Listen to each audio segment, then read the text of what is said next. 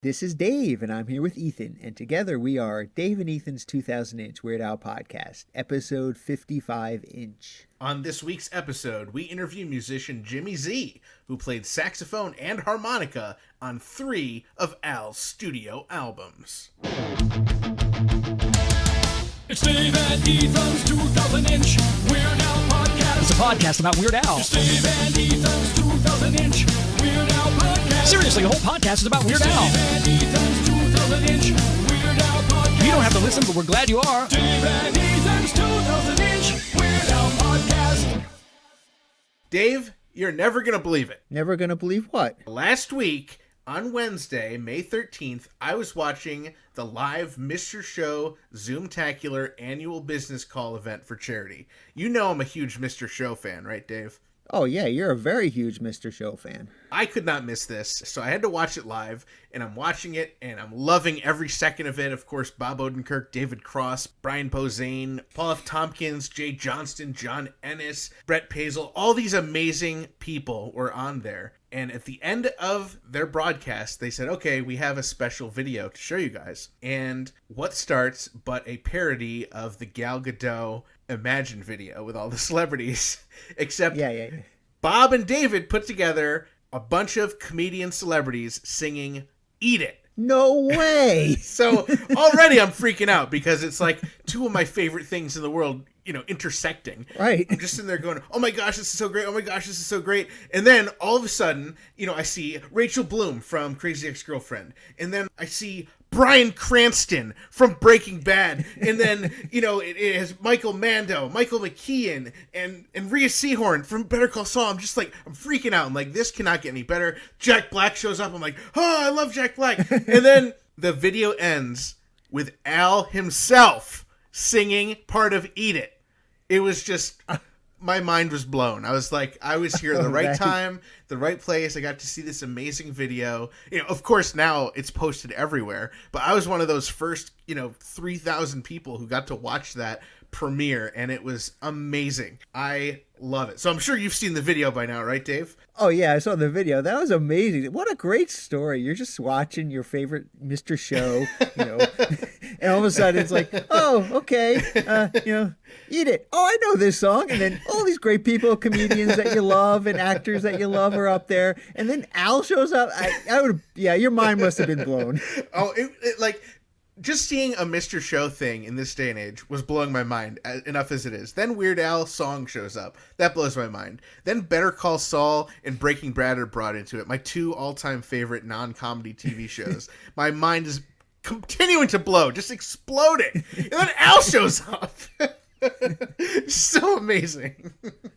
Oh, so as much as I loved that, Dave, I did cringe a number of times during that video. Oh yeah, I was cringing. I'm sure. Yeah, I was cringing a little bit too while they were singing because they didn't quite get the lyrics correct. No, so I do want to commend, of course, Al, Fred Armisen, Rachel Bloom, Bryan Cranston, David Cross, Bela Fleck and Abigail Washburn, John Hodgman, Jack Black, Michael Mando, Michael McKean, Sarah Silverman, Allison Pill, Phil Rosenthal, and Rhea Seehorn. They did amazing jobs. They got their lyrics right. They did their parts, but everyone else fudged it up. I want to go through some of these. Some of them really are heartbreaking to me. Bob Odenkirk messes up a lyric. Bob Odenkirk. Bob is like amazing, and he messes it up. So Dave, I'll read what they said, and then you of course correct it with what Al really says in the song. So Bob goes, well, you don't know that other kids are starving in Japan. He got that close because it's, well, don't you know that other kids are starving in Japan? So he just switched. Flip 2 words, yeah. Yeah, it's not too bad. Bob Odenkirk, he's a busy guy. He's Saul. He gets somewhat of a pass, but it still hurts a little bit. And of course, anyone who is an obsessive Mr. Show fan knows that in an episode of Mr. Show, they did a parody of Weird Al, and Bob played this parody of Weird Al, which was Daffy Mal Yinkle Yankle. So, so Bob is the closest thing to Weird Al we have in this video, outside of Weird Al, due to that fact. So I guess we'll kind of give him a pass. Okay. So the next person who comes up and screws it up is Patton Oswalt. Patton Oswalt, his whole brand is, hey, I'm the king nerd, I'm the biggest geek. He should know the words to the most famous comedy song of all time, right? Right, and he's been in an Al video before. Right. He's friends with Al. He should know Eat It. It's not like it's some obscure song that he maybe listened to a couple times. But Right. It's Eat It. Right, it's not like they're like, okay, we're gonna now sing, Water is Wet from the Weird Al show. It's like, no, it's not some like obscure thing that you watched 20 years ago. It's Eat It! And you have your phone! You can look it up, the lyrics. Okay, so Patton sings, this one hurt me the most. Patton sings, don't want to hear about the kind of food you hate. Right, and of course the real lyric is, don't want to hear about what kind of food you hate. Patton. It's such a simple word, but that's like such an iconic line, right? What's the verdict, Dave, on Patton Oswalt singing "Eat It"? With Patton singing "Eat It," I just gotta pass. Gotta pass, Patton. Sorry. All right, so then we get Tony Hale. Of course, he's from Arrested Development. He's from Veep. He's in a lot of these shows. He says, "You won't get no dessert till you clean up your plate." Very close. You won't get no dessert till you clean off your plate. Right. And then, of course, Scott Adsit, he's in a lot of stuff. Mary Shelley's Frankenhole. He's in 30 Rock. So he says, I don't care if you're full. Ooh, a little bit off on that one. Just, don't you tell me you're full. Yeah. So, it's kind of the same idea. Not exactly right. And then Paul Scheer, he's another one of these comics that, Human Giant, all these things. He should know the lyrics. So he says, you're playing with your food like it's some kind of game. That's kind of the same thing, but it's you're playing with your food. This ain't some kind of game. I'm going to give him kind of the benefit of the doubt here. If you're not reading the lyrics, I could hear like it's some kind of game. Like I think that's kind of, I kind of give him a pass more than I would for someone like Patton Oswalt, who # got a pass. Okay, so then Amy Carlson, I had to look her up. I wasn't sure who Amy Carlson was. She sings, now if you starve to death, you'll just... No. See, I can't even say it wrong, Dave. She says, now if you starve to death, you'll have yourself to blame. Now, if you starve to death, you'll just have yourself to blame. Right, so she forgot just in there. She forgot a word. So it's kind of close. And she's not like a big comedian. She's like an actress, so I give her kind of a pass. Heidi Gardner, another person I wasn't sure who she was, she says, you better chow down before it gets cold, just eat it. You better chow down or it's gonna get cold, so eat it. Right. And that's a big one. This one's kind of odd. Almost like they did this one wrong on purpose. Amber Tamblyn, of course, she's married to David Cross. She says, eat it. No one wants to see you beat it. That's not in the song. It's like not even close to their lyrics. I think if they didn't do that intentionally, I don't know what she was listening to because she was so off on that one. Of course, the lyrics that she should be singing, open up your mouth and feed it, yes, has nothing to do with no one wants to see you beat it. I mean, that's so out there. So then we have, former Senator Al Franken, definitely a controversial figure. But, of course, he was on SNL. He had a history in comedy. So he sings, have a banana, have a whole bunch. I don't care what you had for lunch. He got the first part right. Right. Have a banana, have a whole bunch. It doesn't matter what you had for lunch. Right. And so then, then it kind of goes back and forth, and there's some editing things where they'll have like a couple different people repeating the same line. I think that's okay. Yeah. But then before Al actually comes and sings, makes his grand appearance, they skipped like a whole verse. In the Skipped song. an entire verse. I was thrown off. I was like, what's going on? You missed the whole verse. They missed, if it's getting cold, reheat it. Have a big dinner. Have a light snack. If you don't like it, you can't send it back. Just eat it. Get yourself an egg and beat it. Yes. So, I see a lot of people, I guess this is a little controversial in some senses because some people are upset because they don't see the joke. They don't see the irony of this video and how they're kind of making fun of Gal Gadot's high profile thing. And of course, right, they're doing this one to raise money for charity. They list Charity Navigator. They list Lyft as an organization to support. I believe Mr. Show, their show, it raised over $100,000 for charity. I don't have the number in front of me. So everything about this was well-intentioned and with a good heart. But I don't see people like you and I, Dave, complaining that they got the lyrics wrong. and I just felt that we had to get this out there because it really was bugging me. I know it was bugging you. So I'm happy to clear it up. You know, if any of these people want to get in touch with us and discuss it on the podcast, we would love to hear from Bob Odenkirk, Pat Oswald, Tony Hale, Scott Adsit, Paul Scheer, Amy Carlson, Heidi Gardner, Amber Tamblyn, or Al Franken. We'd be happy to talk to you on the podcast. If you want to clear it up, redeem yourself, give us a call, 347-SPATULA, and we'd be happy to have our intern Frank give you a call and discuss the terms of your redemption. I think it's important to note that there were a lot of celebrities in here that did a really good job. Of course. You mentioned earlier Jack Black. I thought Jack Black put an amazing performance in there. I have to imagine they each recorded at least the whole song or a bigger chunk of what was used. I want to see Jack Black just singing Eat It by himself because I bet it's amazing. Oh, that'd be amazing. Jack Black, he's such a great comedian. He's got such a great talent. He's got an amazing eye for comedy. I just think his voice would sound wonderful singing Eat It. Yeah. Entirely. And Bryan Cranston, like, he didn't even have to say anything, and I would have been thrilled to see, you know, Walter White himself on the video, but he was great. He sang it really well. Yeah, he did. He was another one who did a great job. And it just... I love seeing all the characters from Better Call Saul. I love seeing Michael Mondo. I love seeing Michael McKean. And, of course, Rhea Seehorn. I love seeing them all on there. And it was so much fun just to see the different people on there. Even though, you know, some of them got it right, some of them got it wrong. It was fun to watch that video.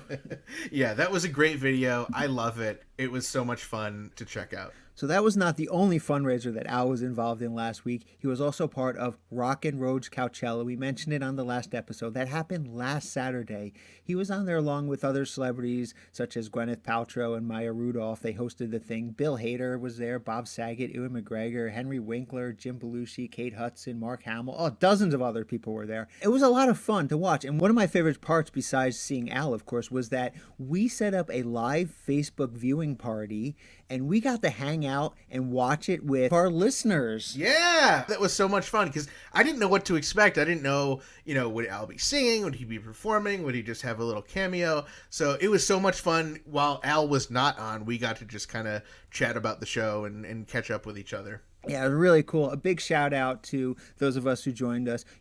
Jeff, Johnny O'Hearn, Zeb, Vincent Anderson, and of course, just off camera, Jackie Rossi was there as well. Yeah, that was a lot of fun. And it was really cool because all of them have donated to this great fundraiser. Like you said, we did not know what to expect when we first signed up to watch this thing, but it turned out that Al participated in not one but two different songs. He was part of this like makeshift band it was called Crossroads Middle Upper School Parent Band. So it was a whole bunch of people who had children that were in either the middle or upper school from Crossroads, and it was mostly, you know, parents and stuff, but you know, Al was in there, Ewan McGregor was in there, and a few others. You know, it was a kind of a put together band, and they did two songs. The first song they did was originally by the Beatles, With a Little Help from My Friends. Yeah, Al both sang and played accordion on that one. It was awesome. And the second song that they did was originally by Crosby, Stills, Nash and Young, and that was Teach Your Children. I loved both of those songs. And we didn't know what Al would be doing, and he, you know, watching those songs and then Al pops up, it was just awesome. And as soon as the Beatles song started, Johnny was like, oh, I bet Al's in this one because he loves the Beatles. And sure enough, Al showed up. So that was awesome. Great prediction. Yeah, it was a lot of fun to watch those videos. They were really cool to get to see Al, you know, performing with all these other parents and putting together these fun songs and having a good time. And I also noticed that he was in his makeshift home studio where he shot the Fallon thing from. Yeah, that was so cool. It's always so distracting for me when he's in that shot because I always like to look at the stuff in the background. Yeah, Al, I would like it next time you do one of these if you could just move the camera around the room so we could see what else is in that room. Or just send us a video of that, Al. We don't, you know, it doesn't even have to be on this charity event.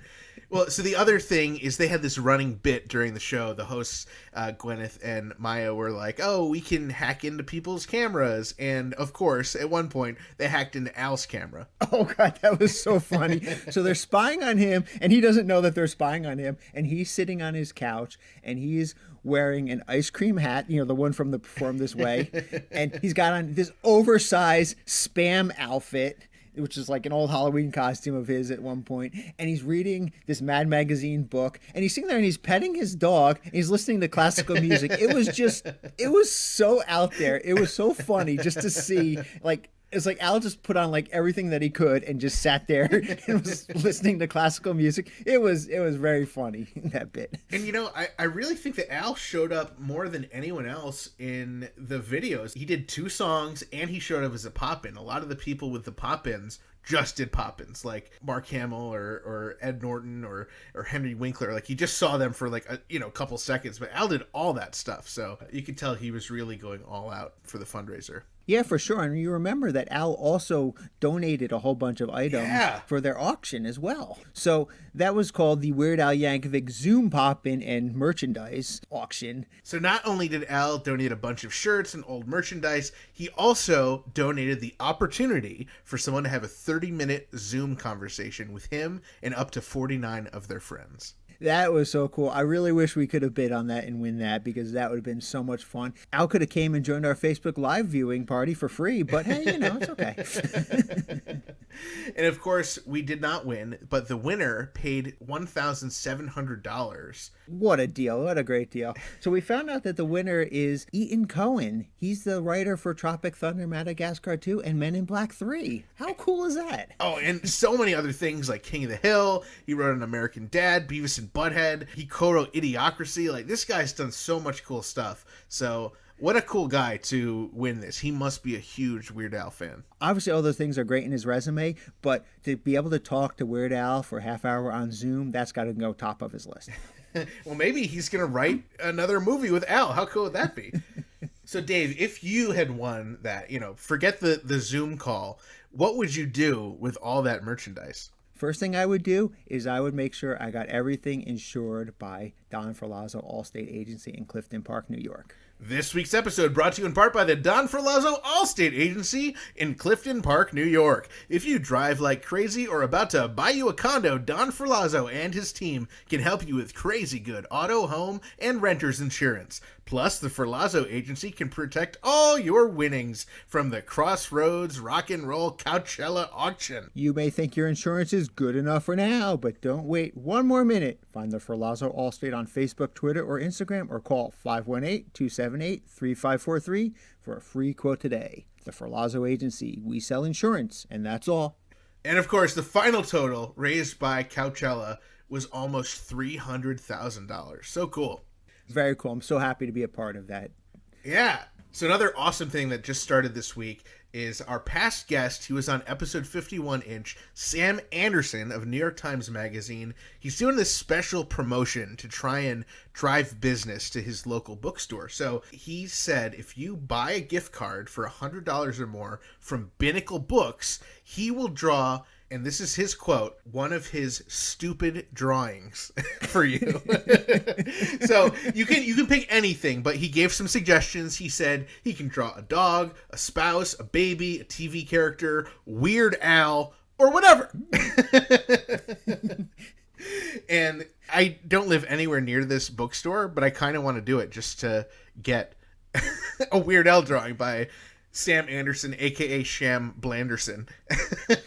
Do you think Sam Anderson would draw a caricature of us in his stupid drawing style? The thing is, it's not like you're losing $100. You're buying a $100 gift card that you then use yourself at Binnacle Books. So you actually are not losing any money. So I feel like we should do that, Dave. We should see if he'll do a caricature of us. I would do it in an instant. Let's do it. Let's reach out to him. He's on Instagram at Sham Blanderson for that great deal. So he's not only just doing that whole thing, he's also has teamed up with Binnacle Books, and he designed a t-shirt for them that they're selling. It's only available for the next 2 weeks, and it features a drawing and a tribute to author Ursula K. Le Guin. And it's cool. I think it's really great. And all of the proceeds go to that local business, Binnacle Books. Yeah, that's really nice of Sam. He's such a nice guy. That's such a nice thing for him to do for that bookstore. I agree. How cool. And, making it fun and interactive for his fans. So you can actually go to his page at Sham Blanderson on Instagram, and you can see some of the drawings that he's done already, and they're great. Well, hopefully he'll add Dave and Ethan to his group of stupid drawings really soon. Now, you guys know we always keep this podcast as family-friendly as Al's music is, but we were having so much fun and such a casual conversation during this interview with Jimmy, and he was just so friendly and comfortable with us. Our conversation was a bit more relaxed than usual, and some spicy language happened to slip out from Jimmy. Dave and I were behaved. In fact, we asked our intern Frank to bleep some words, and he ended up having to bleep over 50 times.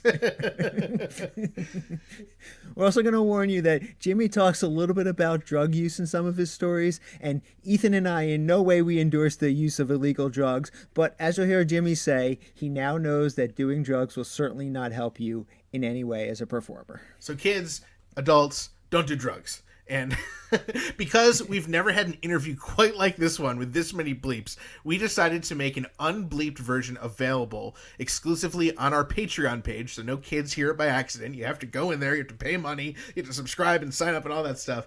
So if you head over to patreon.com/2000inch and you're one of our patrons who is 18 or older, and you love to listen to swear words, here's our gift to you. We'll have a secret episode with this full thing, as well as an alternate stinger, just for you guys, our Patreon subscribers. So without further ado, let us check out this week's interview.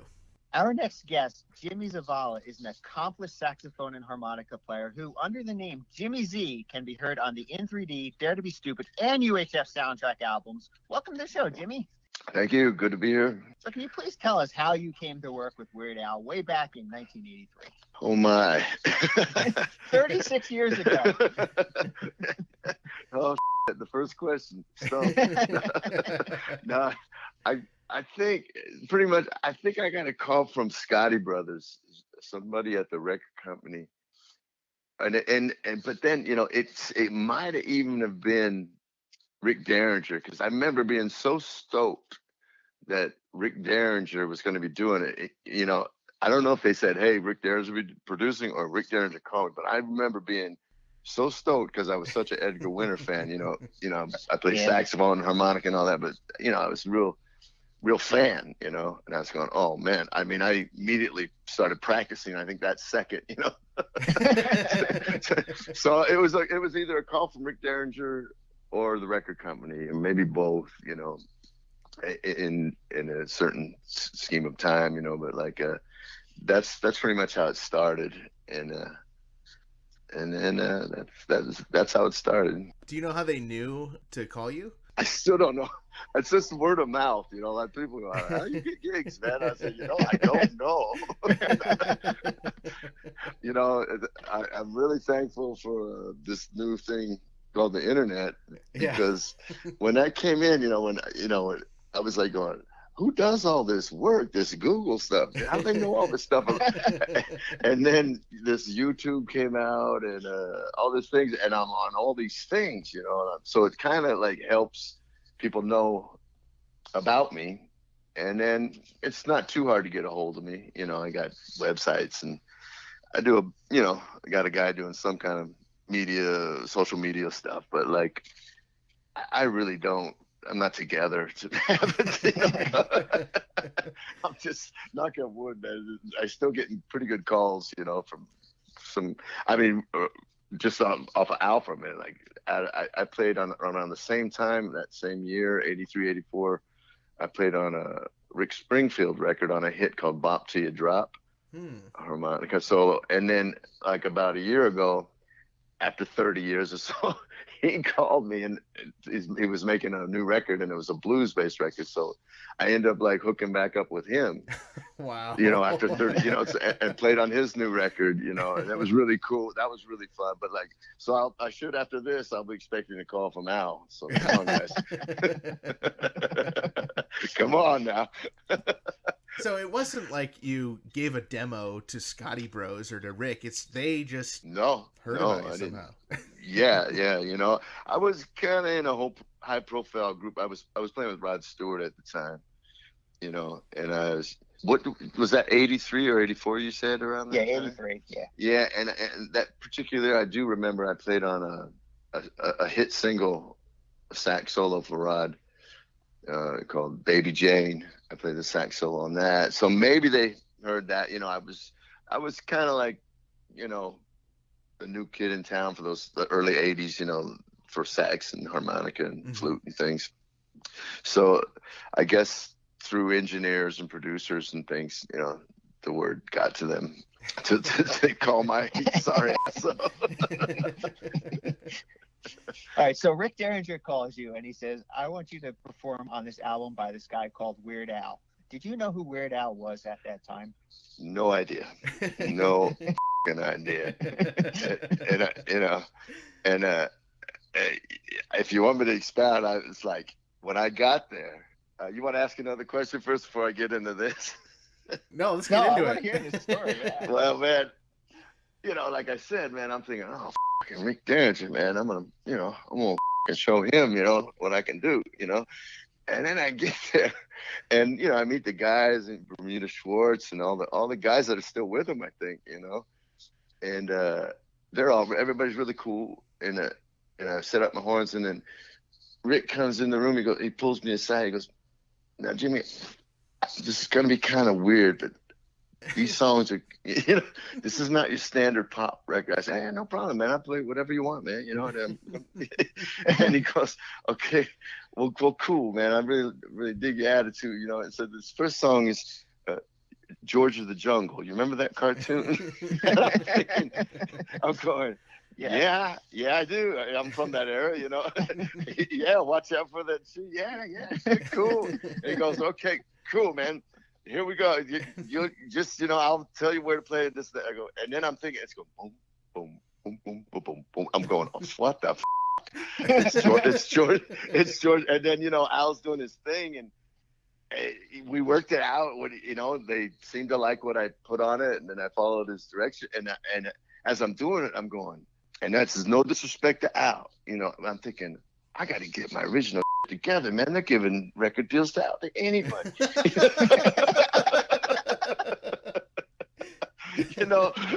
And I swear to God, I'm going, I got to get my demos together, man. There's some money out here.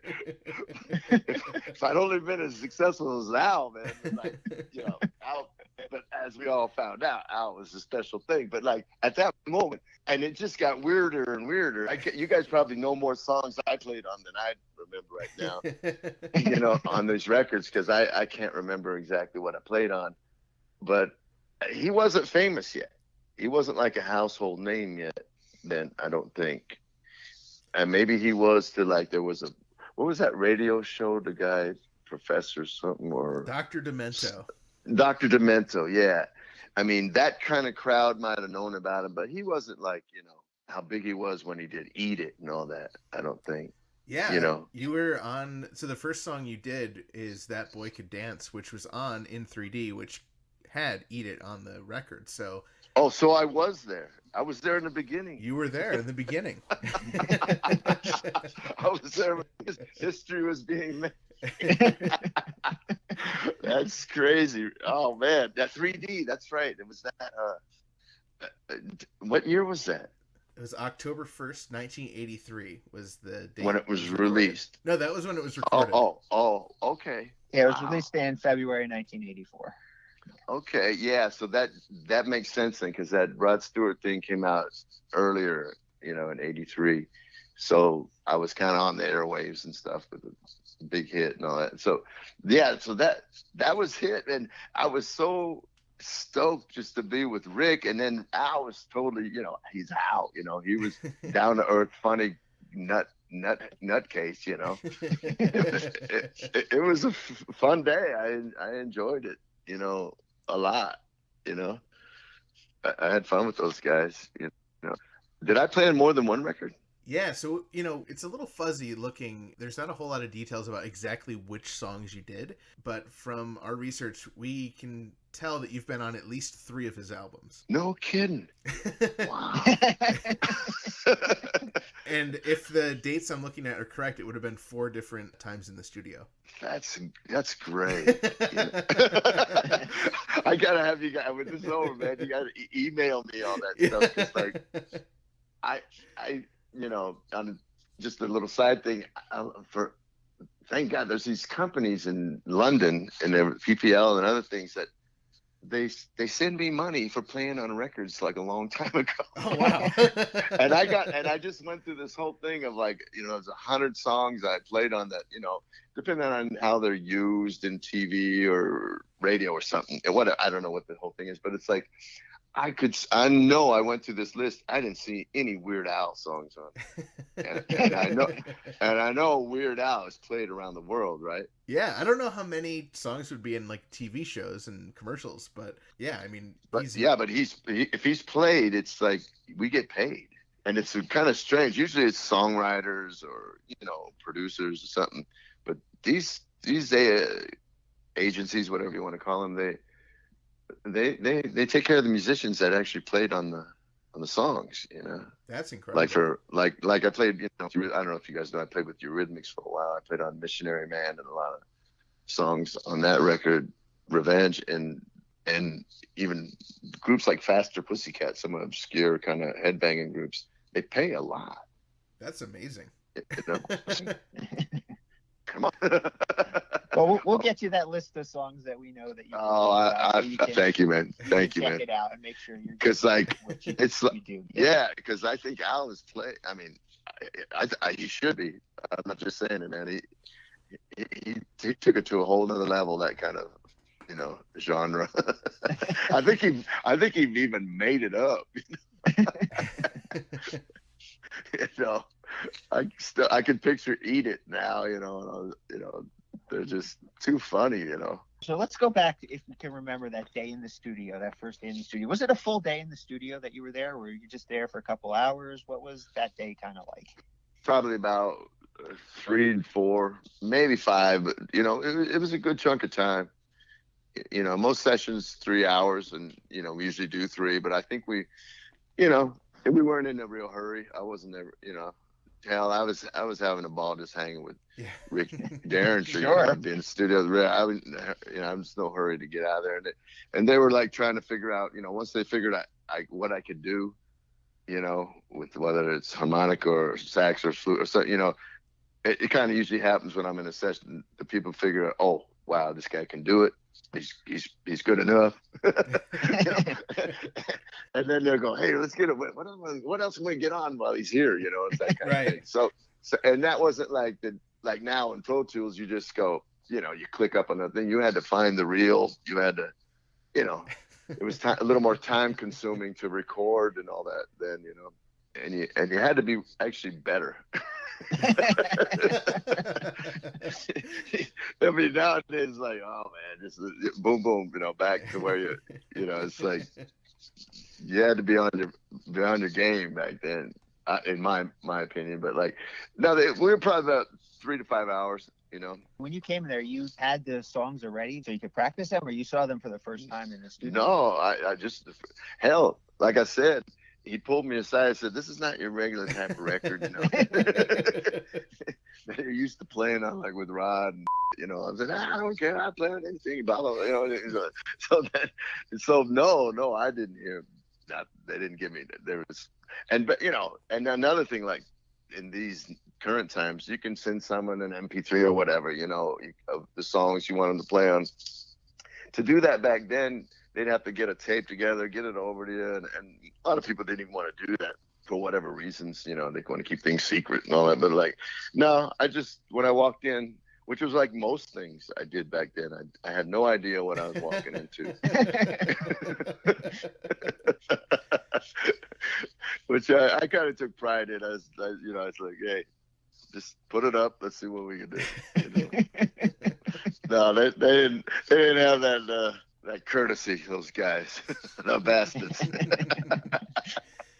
Looking at the recording date for that first session, October 1st, 1983, as far as I can tell, you were just on That Boy Could Dance. Do you remember if you did other songs? I mean, I didn't hear any saxophone or harmonica in Nature Trail to Hell, Mr. Popeil, Buy Me a Condo, or Midnight Star. I'm just wondering if any of those sound familiar. Nah, maybe I just played on that. But wasn't Georgia the Jungle on that record, or was it later? That would have been your third session with them, if these dates I'm looking at are right. Because the first one I remember is that. So maybe I'm so and maybe they're lying. But because I remember that just so vividly in my mind, that moment, Rick's smile, that impish smile he's got, going, hey, dude, this is going to be weird. So George the Jungle came years later? Yeah, that was 1985. Holy crap, man. That doesn't sound right, but hey, who knows, man. I'm sorry, but it's like we all should all have been old friends by then. Yeah. Oh, yeah. I They swear, liked you enough to invite you back for two more albums, right? man, I have no memory of that. I mean, I have memory of but That Boy Can Dance was kind of a hit, wasn't it? I mean, it was a single and all that. Oh, it was the B-side to Eat It, actually. So. Oh man. Well, did he do okay with that? Did that sell? Oh, Eat It? Yeah, Eat It sold great. I know it's a silly question, but I gotta ask. I'm waiting for my gold record, man. I think people were really just buying it to get that B-side, That Boy Could Dance. Yeah, what did I do on it? I'm sure it was all me. Totally. I am curious though, so you say you don't really have an idea of what you're doing before you show up, but you show up, you do That Boy Could Dance, and there's a saxophone solo on there. Do they just kind of give you the free reign to do that, or do you do it a couple times and they pick their favorite? How does that work? Yeah, they'll just say, okay, here's the spot we want you to blow, and I'll figure out what the changes are, the key or the chord changes. And sometimes in a studio session they'll have a chord chart for you, but a lot of times nobody has nothing for you. You just got to do it by ear, and that's pretty much what I think I did. I just figured, and then it's like what you said. We'll figure, okay, that, and then I'll do a pass, and they're going, oh, that was great. The first few bars were great right here. If we could punch in here, and then the ending was great, and then we'll keep that one. You do it a few times for them sometimes, and sometimes they'll keep the one you thought was great, and sometimes they'll do a comp of one solo and do use the beginning of one, the middle of another, and the ending of another. It's like that, But most of the times, in answer to your question, I don't know in advance, and we'll all listen to the song and we'll figure sometimes like, hey, can you put some in the intro, this first 4 to 8 bars, a little sax riff or something there, and then maybe there's sometimes a spot between the first verse and the second verse, there'll be a little interlude where you just do a little riff, and then sometimes as the song progresses, sometimes they want to fill after one line or something, and you just kind of build a little bit. You don't give away everything in the beginning, and then it gets to the solo and say, okay, these 8 bars or 16 bars, it's all yours. Go for it, And that was pretty much my specialty. Was I not, hopefully don't sound too arrogant, but I like to think of myself as a soloist, Yeah. But I do sections and all that. But I love to solo. Studied people's, ripped them off their techniques and solos and everything, like we all do, and then hopefully it comes out in the rinse like it's us, But that's what we do.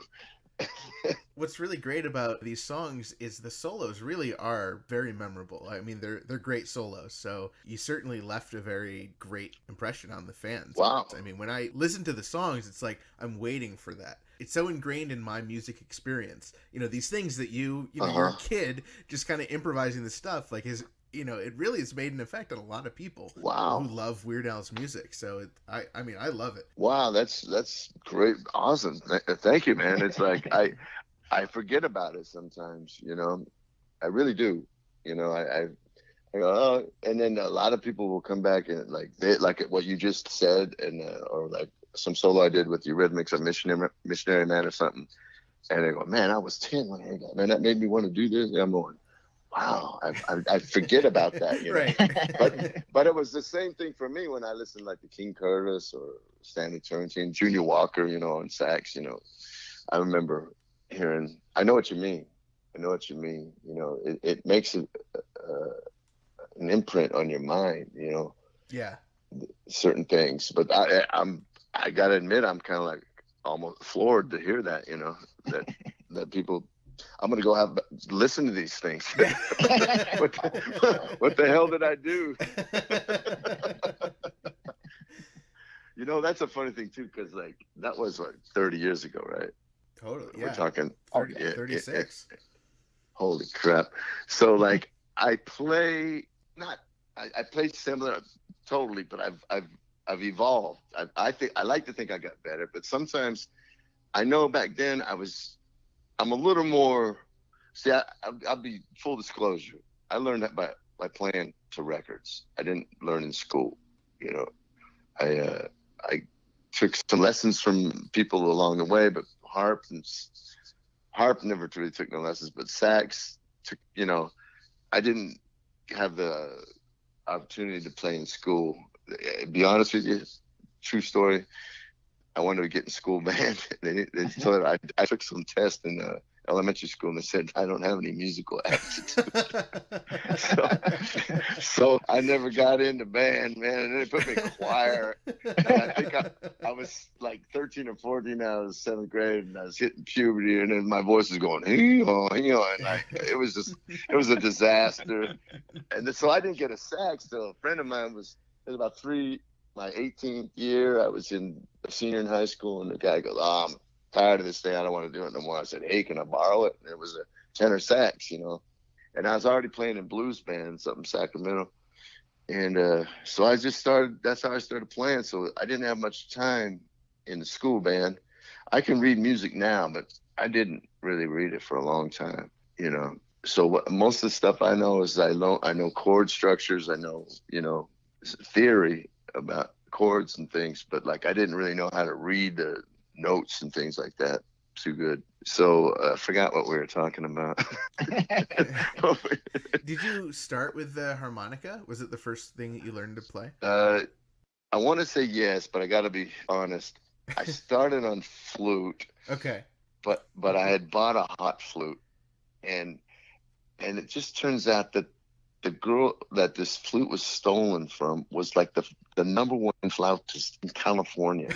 She was from my high school, and I was so street savvy that I had the same, you know, flute case with the numbers on it. You know, I didn't change it, and I took summer school, and I walked by, just by coincidence, I walked by this girl every day on my way to my music class, and she sees me who knows how many times, because she was at summer school too, with her flute. And then like after I'd learned, you know, been there about 5 weeks, I was kind of learned how to read music a bit.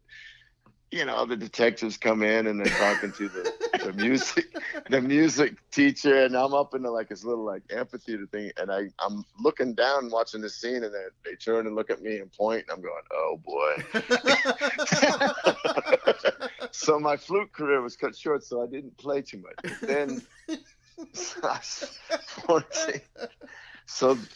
but basically, really, in all honesty, the harmonica is my real first instrument. As like, really, you know, I'm kind of I'm known as a harmonica player and sax, but like my harmonica work, to be honest, I think is more unique. Harmonica, I think, is like, but I feel totally at this time in my career and everything, and even then, I feel real comfortable in most situations on sax in a session or in live as a harmonica. And my flute is a definite third. You know, I'll be the first one to tell him, but I can get by on it. You know, I don't know if you guys know, I was with Dr. Dre. Yeah, I wanted to ask you about that.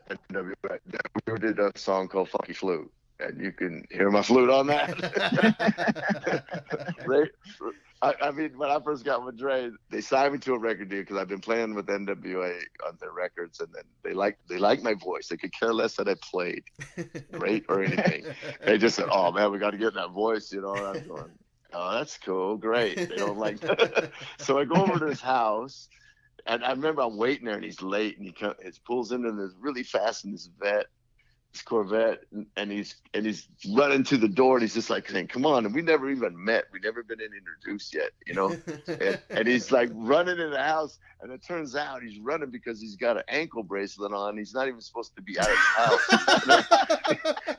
He's on house arrest, you know. He goes, sorry, man, I had to get in the house quick because I was supposed to be back, you know. So I've set up all my instruments. I put the saxes up, an array of harmonicas, my flute, and I'm thinking, cool. I said, he goes, what? I'll hit a song. And I go, well, what do you want to do? Oh, yeah, the flute. I'm going, great. So that's the first song we wrote together, is Funky Flute. But like, I don't know if did I play flute on House Records? Not that I'm aware of. Yeah, I don't think I did. I think it was mostly the sax, probably. Or did I play any harmonica? You did play harmonica. You played harmonica on Generic Blues, which was on the UHF soundtrack. I have heard that. That was pretty cool. They gave me a lot of room on that one, huh? Oh yeah, it's the whole song, pretty much. It is. I know. When I met back and then I'm going, holy.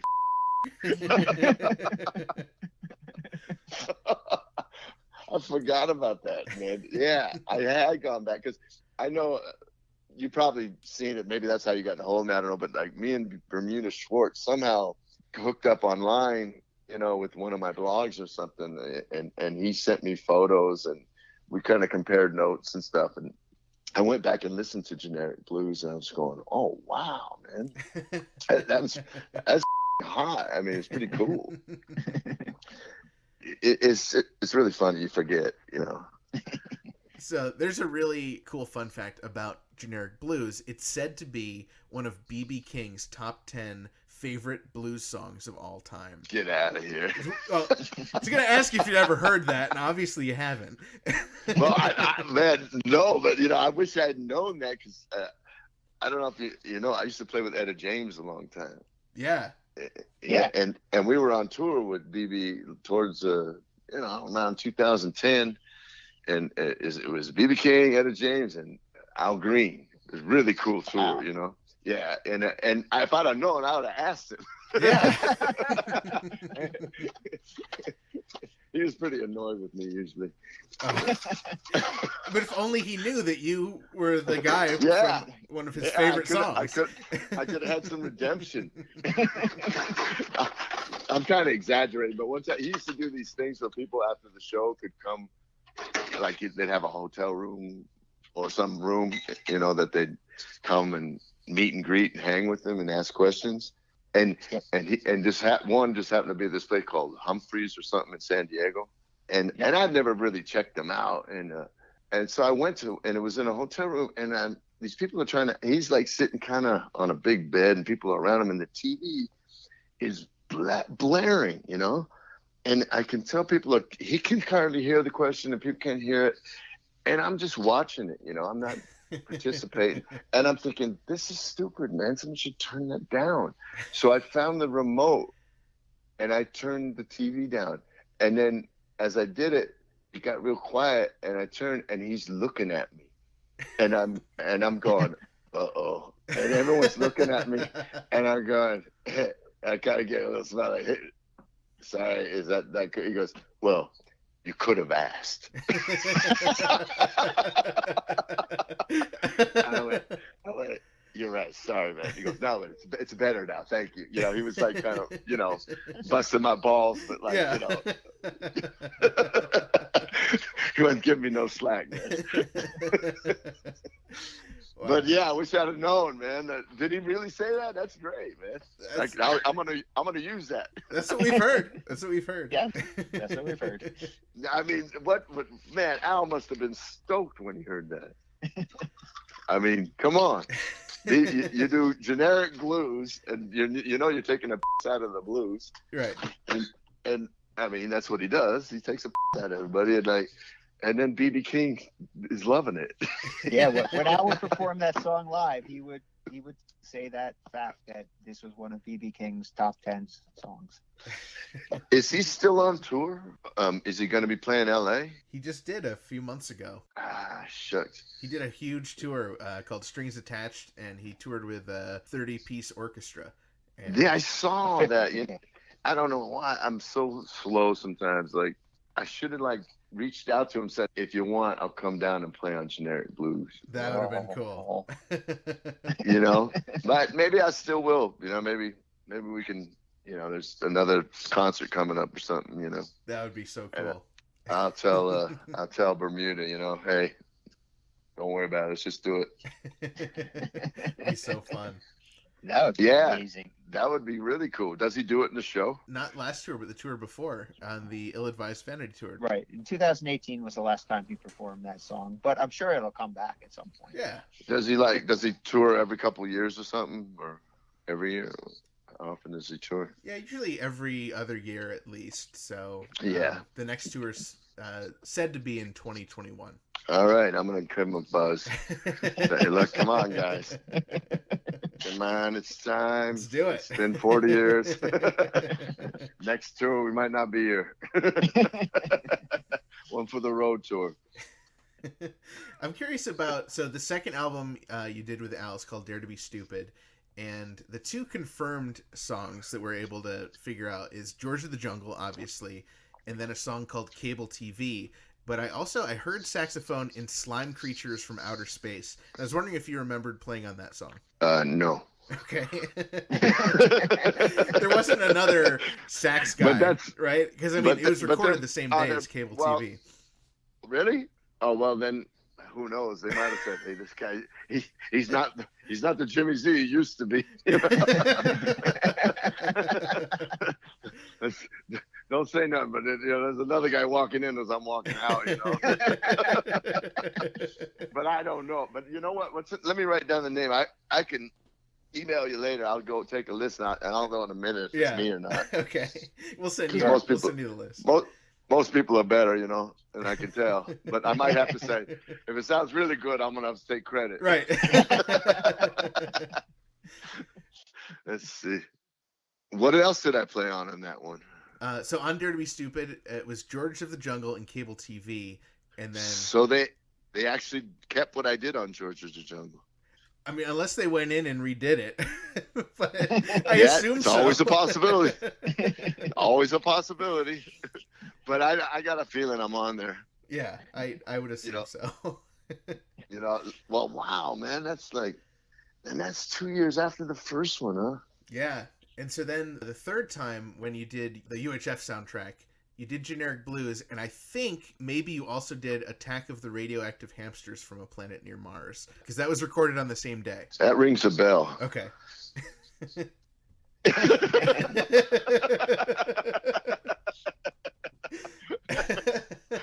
I like the way you said okay. I mean, think about this. Weird Al, man. He probably didn't even have that title that day. You remember playing on what was that last title? Attack of the Radioactive Hamsters from a Planet Near Mars. Yeah, I mean, yeah, sure. I'm gonna remember that. Hey, all they do is say, "Hey, man, just see what you think you could do on this." They don't say it's Attack of the slime monster bastard animal gerbils from Mars. They don't take time to say anything. And a lot of times songs change. It could have been gerbils. It could have been gerbils at first and then become hamsters. Things change with an artiste. Yes. Weird Al, he's an artiste. He's fickle. It didn't maybe rhyme with something, so he needed hamster. Right. But I gotta check that out too, because I could be missing out on special payments. Oh man, I can't wait to type these in to these people in London. Looking up the titles, man. This is perfect. Yeah, so I mean, if those two are ones you played on, then that is a total of 6 songs with Al. My legacy. I'm proud of it. Yeah, it sounds about right. Sounds good to me. We're writing history here. It's like I'm finding out my history. It's so weird. Sometimes I get these statements like from these things I was telling you about, and it's like, okay, you got paid so much from Cher, and then Ricky Martin. And I'm like, oh, I have no memory at all. I'm playing on a Cher record with Ricky Martin, which is not that far fetched. In those times, I was there. He's a hands-on guy. But some people like Cher, Ricky Martin, they ain't gonna be there when I'm doing my thing. It'll be me and the producer and the engineer or something. You know what I mean? By that time, you know, they might be there for when everybody's doing it and it's all exciting. But by the time I get there, they can't wait to get the damn thing finished, and they're looking for some way to save a song. Right. We can't think of nothing, man. But it's either gonna be we just drop the song. But I know this guy plays harmonica, you know. And that's, I swear to God, that's I come in on a lot of things like that, and then I'm gonna sound like I'm bragging, and maybe I am a bit, but a lot of times that song that they thought they weren't even gonna use, then they use it as a single. Right. After I get done with that. that's Jose kicking in. But yeah, damn man, I had no idea I played that much with that. I'll be honest with you. I thought it was only one record or something, you know. Just call us if you ever need help remembering something, you know. Well, I should. Well, what I'm thinking, I should be on the tour. You should be. Come on. Come on, guy. I mean, ow, what the f***? You hire a string section, you can get a lowly sax player. Come on. I mean, guys, have you got any pull, man? All right, well, we'll see what we can do. Blatant rowing myself in. Now, I was wondering if you actually remembered what you got paid on those days for working with Weird Al in the studio. It's funny you mention that, because this is a whole nother weird kind of story. Oh no. See, Scotty Brothers, rumor had it they were kind of gangsters, you know, in LA at the time. I don't know. Have you ever heard that? It's true. They were like supposedly mafia, and they were attached to Sylvester Stallone somehow. I think Survivor had that big hit, you know, Eye of the Tiger on them. Right. On Rock and Roll Records, yeah. Tad Dowd and the Sky. Was that? So I'm not far off from the truth on what I'm saying, right? Well, they had Survivor on their label. Yeah. So anyway, so there was some kind of connection. So anyway, the word on the street was like, "Hey, be careful. These guys are, you know, mafia, basically. Whatever the that means." So I do the session, and I used to do a double scale, you know, to the union, but they wanted to pay cash, so we made a deal there'd be more. So I think I was supposed to be paid $500 cash, but they didn't pay me that day. And a week or so goes by, another week, and I called the office a few times, and at Scotty Brothers, and I got the runaround. And so I don't know if I got it, you know, beyond back then. I was known as kind of a character, crazy, basically, you know. And I don't know if you remember a part of The Hustler, the original with Paul Newman, and is it not Eli Wallach, but anyway, the guy that was his manager, he breaks his fingers, you know, so he can't play pool, right? And yeah, what most managers would do if you have a disagreement. So then in the movies, you know, Paul Newman makes a comeback, and he comes back and he's better than ever, but he's been making all this money without his manager. And they have this meeting after, you know, and this, you know, and it's black and white, really, really well shot, you know, and they're alone in this, you know, maybe 4 in the morning, and they're having this like, "Oh, kid, see you done well, you know, you come back," and everything, and then they're back and forth, and it's like, "Hey, what the hell? What the f*** you want? Get to the point." He goes, and the actor goes, "I want," and he slams his hand on the table right when he goes, "I want my money," you know, like he wants his cut, you know. So he's doing like this, "I want my money," you know, like that. So I thought everybody had seen the movie, you know, and I used to do that to people. so can I help you? Yeah, I want my money, you know. And I looking back, I think I freaked a few people out, you know. So getting back to the story, so I'm getting a little bit, I'm getting a little angry that I ain't been paid. I'm getting the runaround. So finally, I did that. I did that little routine with the secretary, poor girl, you know.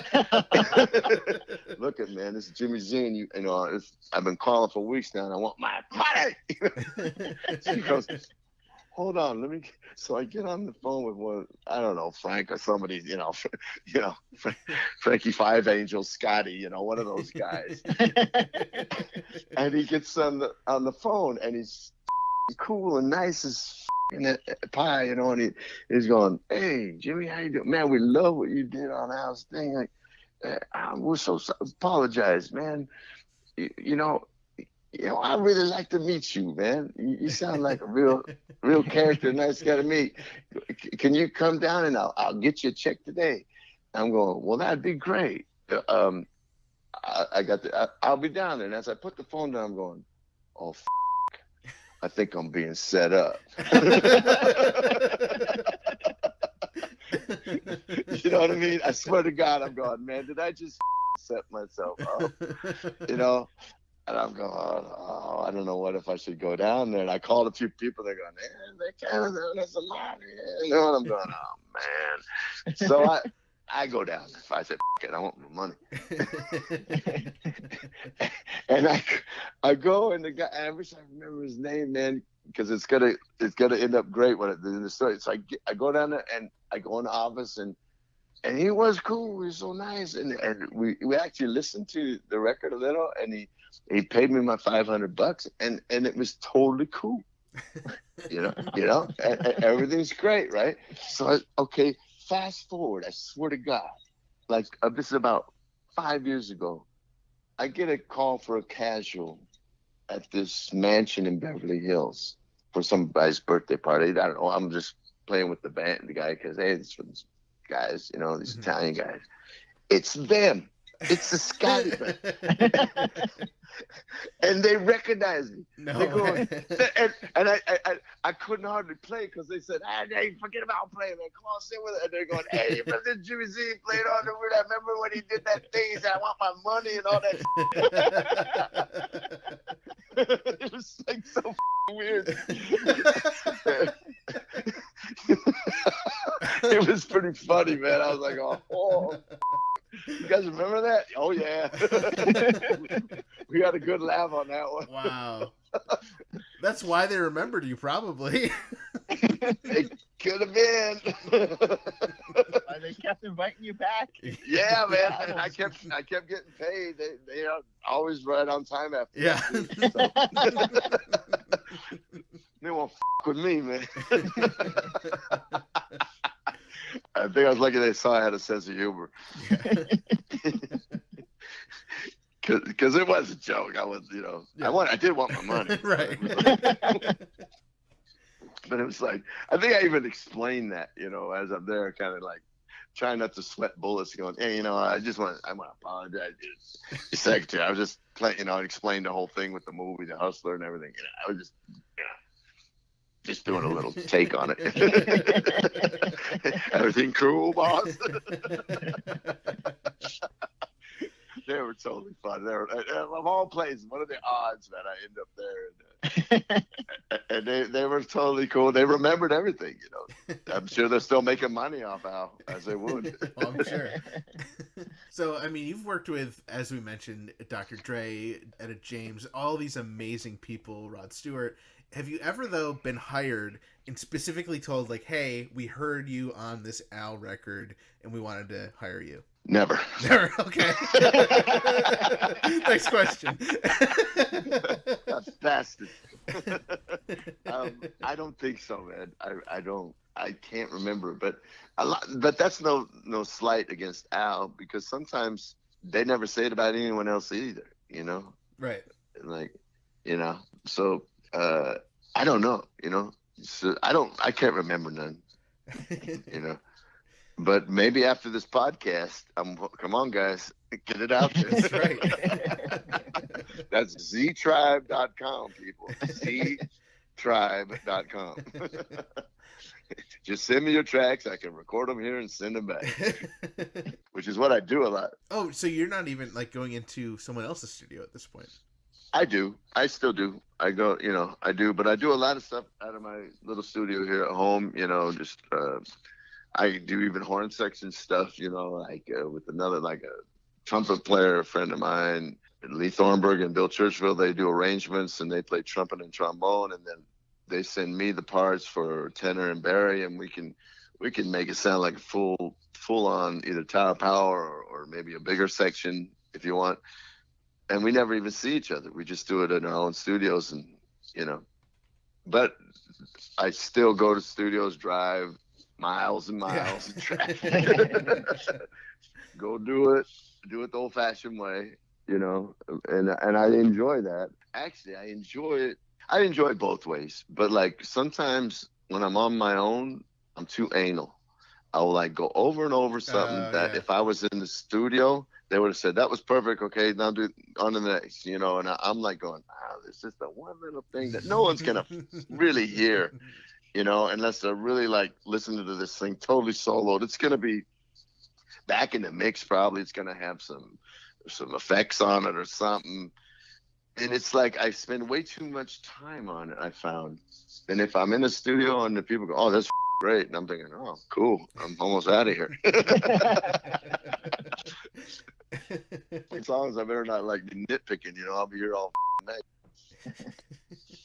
I mean, with Eurythmics, man, that I flew with Phil Chen. He's a real famous bass player, played with Rod Stewart, Jeff Beck. We flew to London, then to Paris from LA.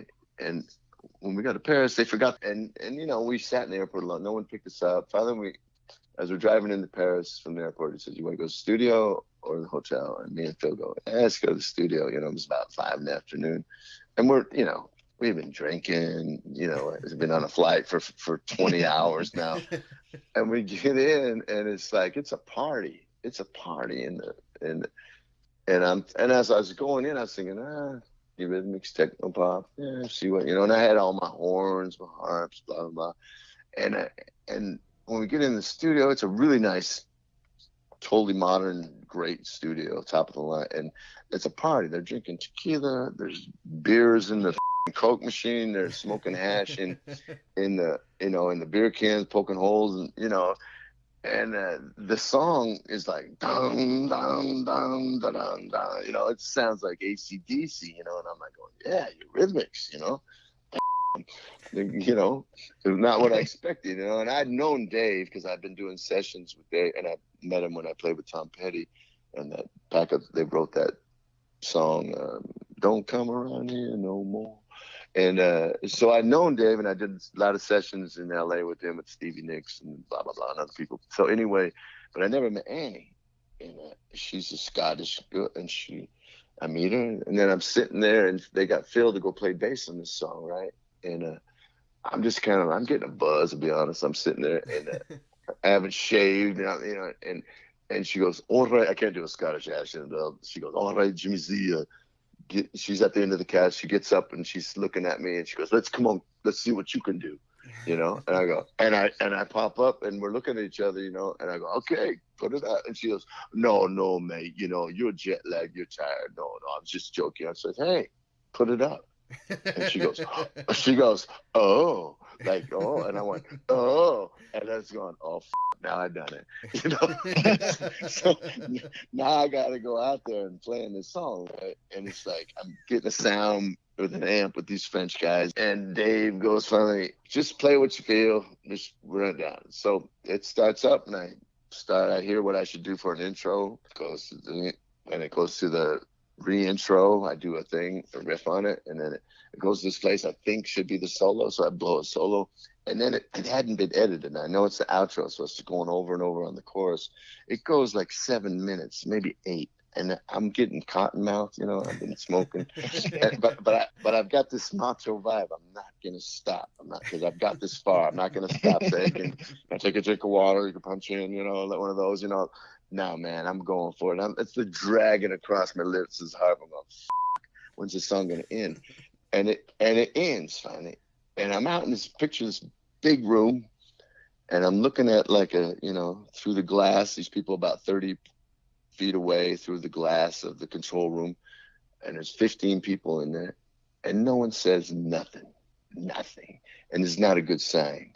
Usually they say, "Hey, that was, Right. that was good. Let's try another one, or play a little less here, a little more, whatever." And then Dave comes on, he goes, "Come on in." And that's another thing, the next worst thing you don't want to hear.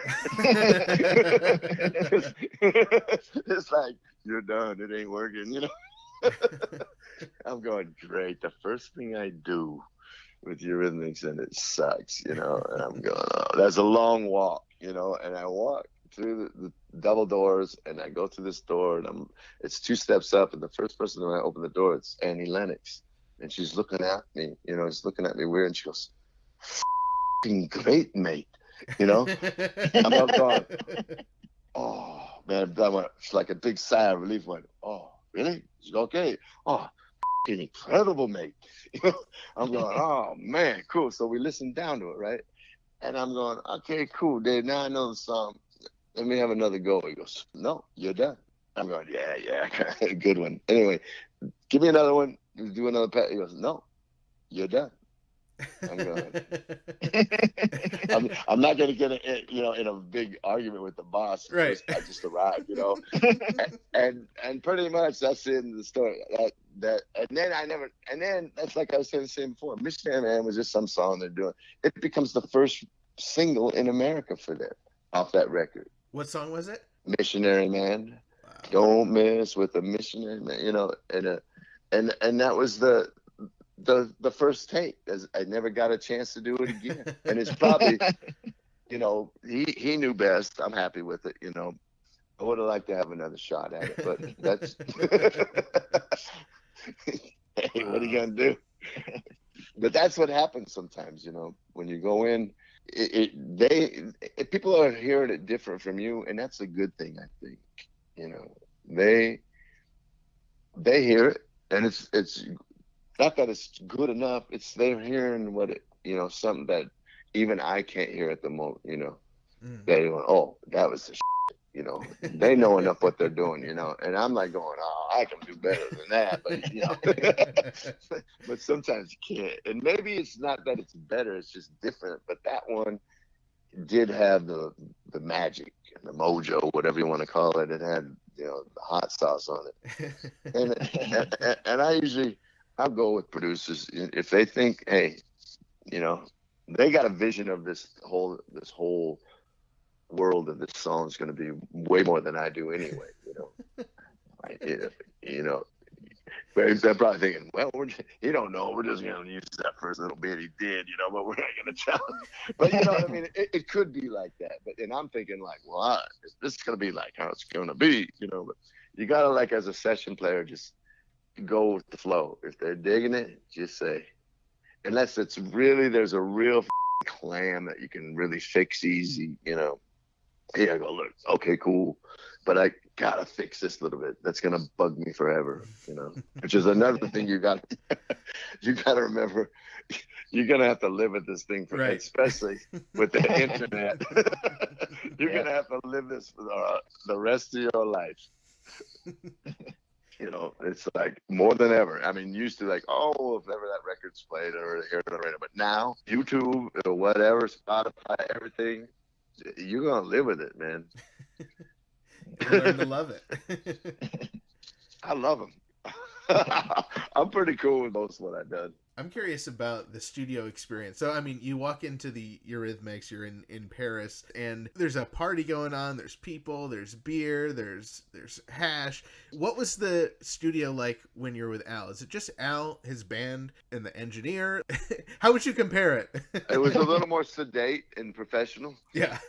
Not that the Eurythmics were not professional. It's just that maybe it was just that. Because it wasn't always like that in recording dates with Eurythmics. It just happened to be that one. Yeah. I think, and there was tequila, which was like an interesting thing, being in Paris. Being a Mexican, I was not offended. but like, it wasn't always like that. But with Al, it was more like, it was an afternoon session. So, there was no you know, there's water or soft drinks, and I don't think anyone was smoking any pot or anything. It was just, if you've seen the photos, Yeah. how healthy do we look?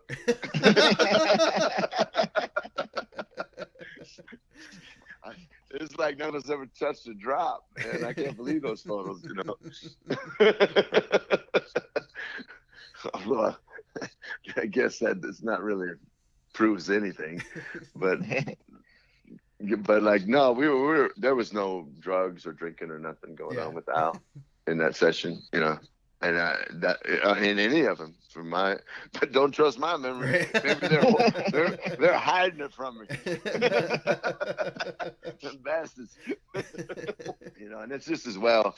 From what I've learned, if anything, over the years, is like, how the hell did we do it when we were doing all the things we used to do, from drinking to cocaine to whatever? You know, it's like I just can't imagine playing like that anymore.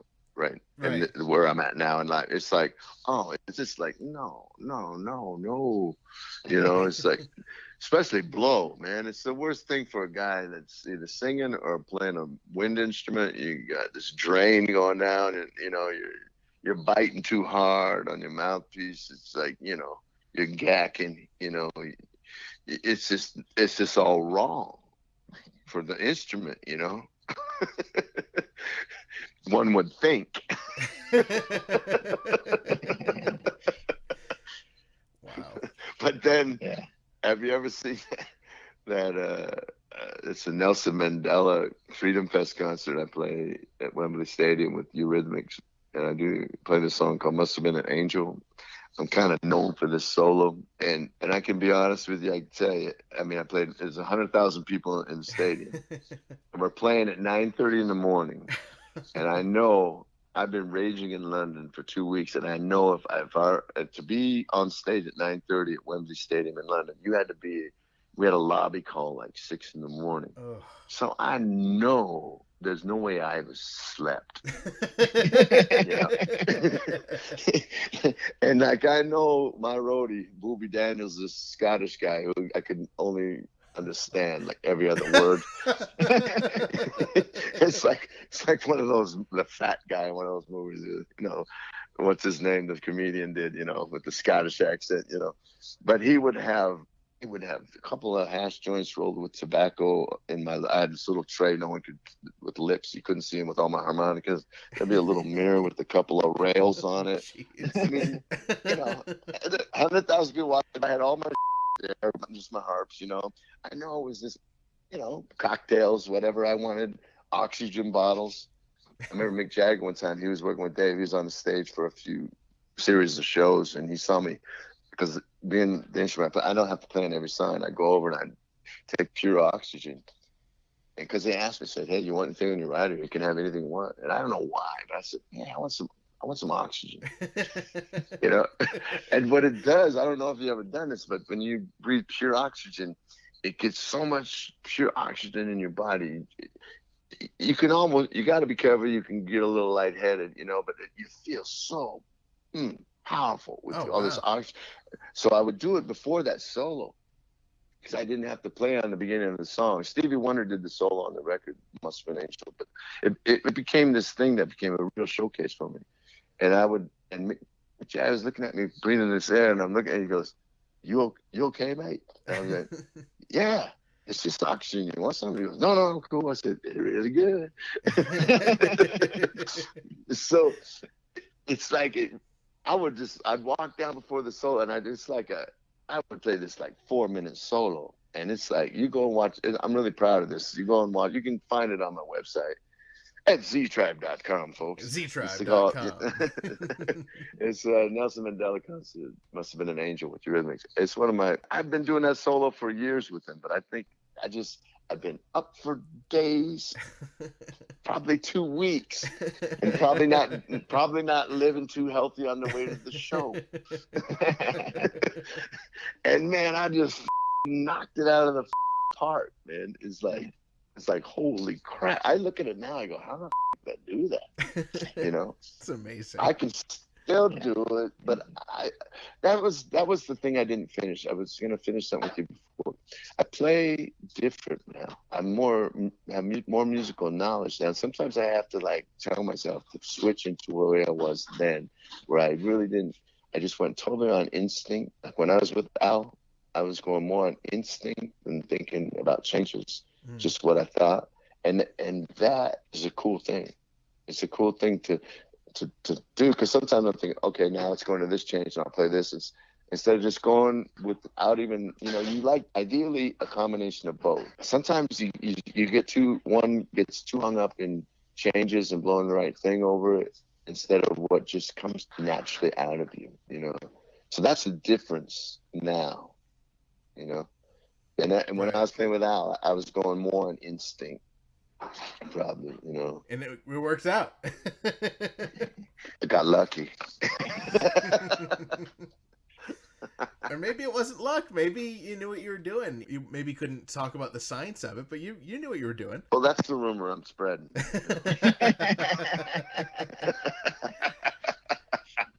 Jimmy, we've covered so much. This has been so much fun talking to you. I got you, man. I have one favor of you, if you wouldn't mind. If you could just play us a little something. Oh, how much money you got?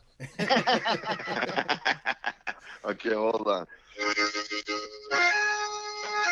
Testing. How's that? Is it working? Sounds great. Okay, check this out. Okay, I want my ASCAP rights on this. This is Jimmy Z Shuffle.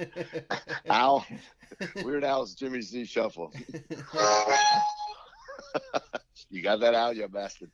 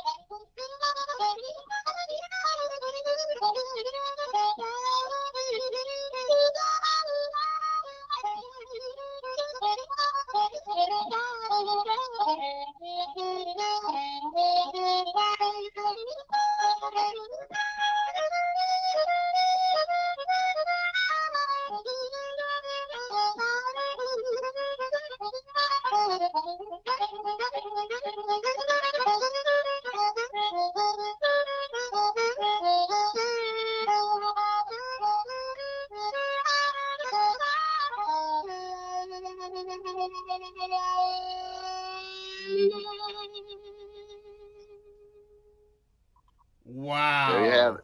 Wow. That was amazing. Wow. I tried to tell you I got better, man. That was beautiful. That was so great. Wow. It's been a pleasure, fellas. Anytime. We will check you out. ztribe.com. There's so much music to check out. So many videos we need to catch up on. So many things. Anytime. Thank you so much, Jimmy. Hey, thank you, guys. And well, let's get to Al, man, and we'll do some generic blues on the next tour. Yes. Oh, for sure. I'll have all this fan club vote for it, and then I'll take over from there. All right. You got it. All right, guys. All right, thank you, man. Oh, it's so great to chat with Jimmy Z. That was just a barrel of laughs. I could not stop laughing, even listening back to that interview. He was so much fun, and I'm just so excited to go check out all this music, the funky flute and the Eurythmics, so much cool stuff.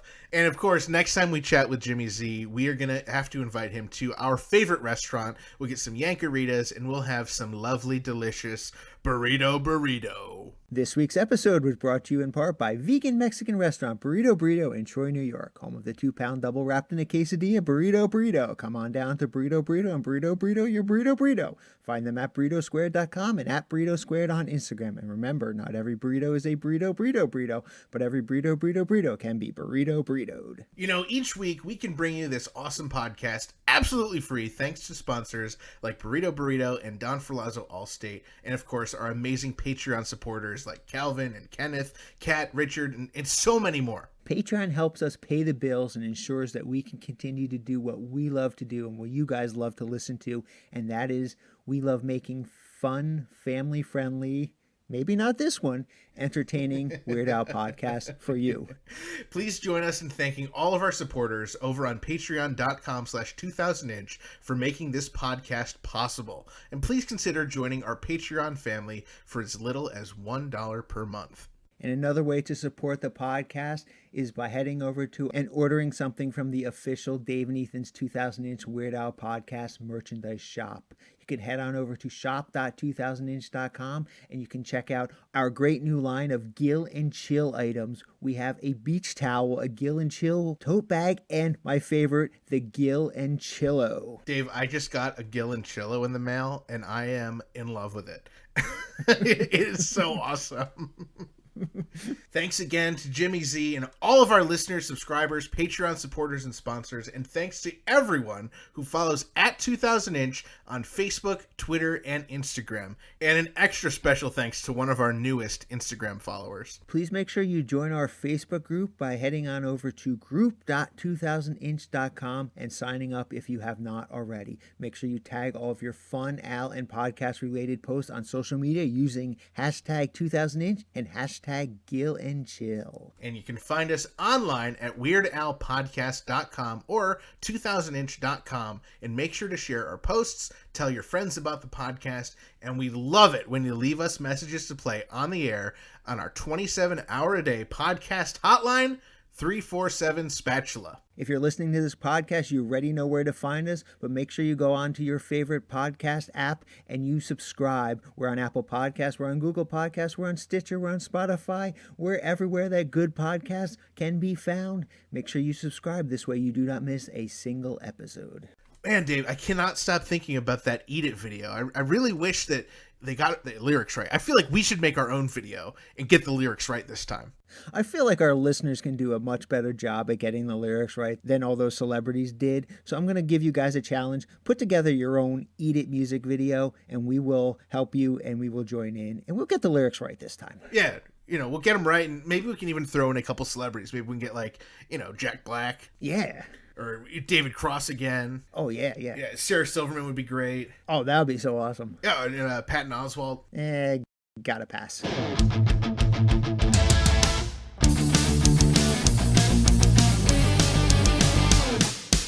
That was Dave and Ethan's 2000-inch Weird Al podcast, episode 55-inch.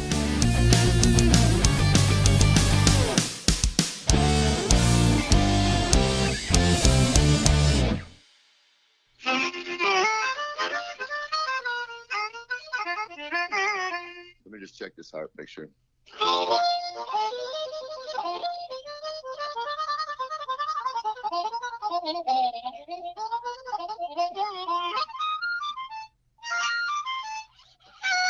Let me get another one. Gotta be perfect. I was a little sticky. I worked on it. Oh, here we go. This one will be good.